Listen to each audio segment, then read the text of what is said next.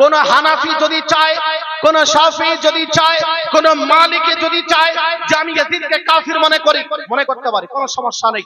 কিন্তু এই ফতোয়া দেওয়া যাবে না যে ইয়াজিদকে কাফির মনে করবে না সে এই ফতোয়া ভুল হয়ে যাবে, আর এই ফতোয়া অনেক ইমামের উপরে লেগে যাবে।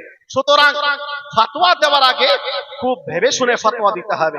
আর কিছু জাহেল মুফতি না হয়ে ভুলভাল ফতোয়া দিয়ে সমাজকে বিভ্রান্ত করছে। আর কিছু লোক বলছে যে ইয়াজিদকে কাফির বলবে না, সে নিজে কাফির। কেউ বলছে যে ইয়াজিদকে মুসলমান বলবে না, সে কাফির। এই দুই ধরনের মত ব্যক্তকারী হলো জাহেল। দুই ধরনের মত ব্যক্তকারী জাহেল। মনে রাখবেন, ইয়াজিদ সম্পর্কে আমাদের আহলে সুন্নাতের তিনটি মত রয়েছে। আহলে সুন্নাত ওয়াল জামাতের ইমামগণের তিনটি মত। প্রথম মত হলো ইমাম আহমদ বিন হাম্বলের, তিনি ইয়াজিদকে কাফির মনে করেন, যে ইয়াজিদ হলো কাফির। দ্বিতীয় মত হলো ইমাম গাজ্জালী রাহমাতুল্লাহ তাআলা আলাইহি, উনি বলেন যে ইয়াজিদ হলো মুসলমান। তৃতীয়, নীরবতা অবলম্বন করা, হযরত ইমামে আযমের মত। ইমামে আযম ইয়াজিদ সম্পর্কে নীরবতা অবলম্বন করেছেন, ইয়াজিদকে কাফিরও বলেননি, মুসলমানও বলেননি। কিন্তু এ প্রসঙ্গে কোনো মতভেদ নেই যে ইয়াজিদ বিশাল বড় পাপী ছিল। এতে কোন ইমামের দ্বিমত নেই, এতে কোন ইমামের মত পার্থক্য নেই। সকলেই ঐক্যমত পোষণ করেছেন যে ইয়াজিদ বিশাল বড় পাপী ছিল, ইয়াজিদ বিশাল বড় জালিম ছিল। কিন্তু ঈমান এবং কুফর সম্পর্কে মতভেদ রয়েছে। সুতরাং যদি কোনো ব্যক্তি কথা বলে যে ব্যক্তি ইয়াজিদকে কাফির বলবে না সে কাফির, তো ইমাম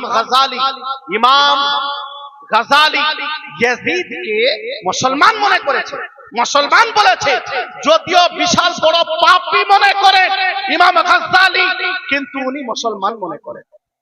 তো ইমাম গাজ্জালী কি নাউজুবিল্লাহ কাফির হয়ে যাবে? ঠিক একইভাবে যদি কেউ কাফির বলে, তাকে কাফির বলা এটাও মূর্খের পরিচয়। ইমাম আহমদ বিন হাম্বল ইয়াজিদকে কাফির বলেছেন। সুতরাং যদি কেউ চায় ইয়াজিদকে কাফির বলতে পারে, যদি কেউ চায় ইয়াজিদকে পাপী মুসলমান বলতে পারে। পাপী মুসলমান, ইয়াজিদ বিশাল বড় পাপী ছিল, এতে কোনো দ্বিমত নেই, বিশাল বড় জালিম। কিন্তু ঈমান কুফর সম্পর্কে আপনার মতভেদ। হযরতে আলা হযরত রাদিয়াল্লাহু তাআলা মালফুজাতে আলা হযরতের মধ্যে বলেছে যে যদি কোনো ব্যক্তি ইয়াজিদকে কাফির বলে, আমি নিষেধ করব না। যদি কেউ ইয়াজিদকে কাফির বলতে পারে, কিন্তু আমি বলবো না। কেন? হযরতে আলা হযরত রাদিয়াল্লাহু তাআলা ইমামে আযমের মতকে অনুসরণ করেছেন। ইমামে আযমের মত কি?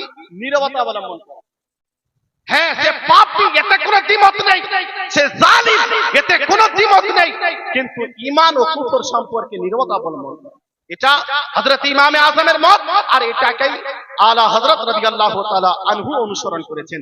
সুতরাং কোন হানাফি যদি চায়, কোন শাফি যদি চায়, কোন মালিকি যদি চায় যে আমি ইয়াজিদকে কাফির মনে করতে পারি, কোনো সমস্যা নেই। কিন্তু এই ফতোয়া দেওয়া যাবে না যে ইয়াজিদকে কাফির মনে করবে না সে এই ফতোয়া ভুল হয়ে যাবে, আর এই ফতোয়া অনেক ইমামের উপরে লেগে যাবে।